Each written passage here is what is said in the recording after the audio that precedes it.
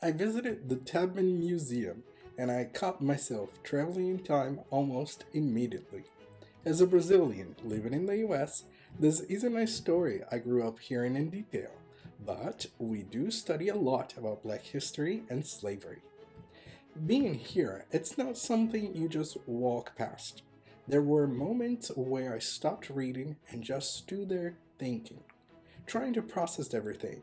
And for a moment, it wasn't about seeing more, it was about understanding even the smallest parts of it. If you like exploring places with meaning, like the video and follow along. That's what I have been doing here in the US. What stayed with me wasn't one specific thing.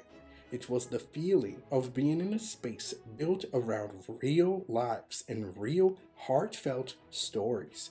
Real choices with real consequences. And the more I moved through it, the quieter I got. Not because there was nothing to say, but because I didn't feel the need to say anything.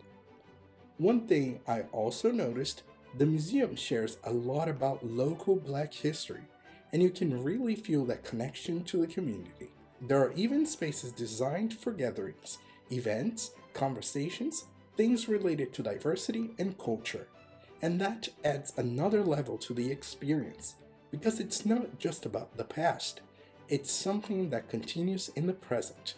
At the same time, I did find myself wishing that was more about Harriet herself, even though the museum covers so many important stories. Upstairs, there was a large exhibition about Tyler Perry, the creator of Medea, and that was interesting to see because his work has had a big impact on entertainment, especially in telling stories centered around Black experiences. And seeing that included here shows how history and modern storytelling connect. Another thing that stood out to me was the architect of the building itself. It's a beautiful space, and it feels intentional, like the design matches the purpose of the place. I also stopped by the gift store, and honestly, it was one of the best I've seen so far. There were so many handcrafted pieces, art, books, things that actually felt meaningful. I didn't leave thinking about what I filmed. I left thinking about what I've learned, and even what I wish I could have learned more about.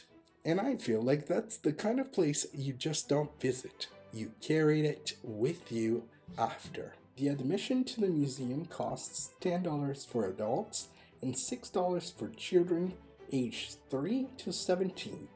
But I got in for free with my library card.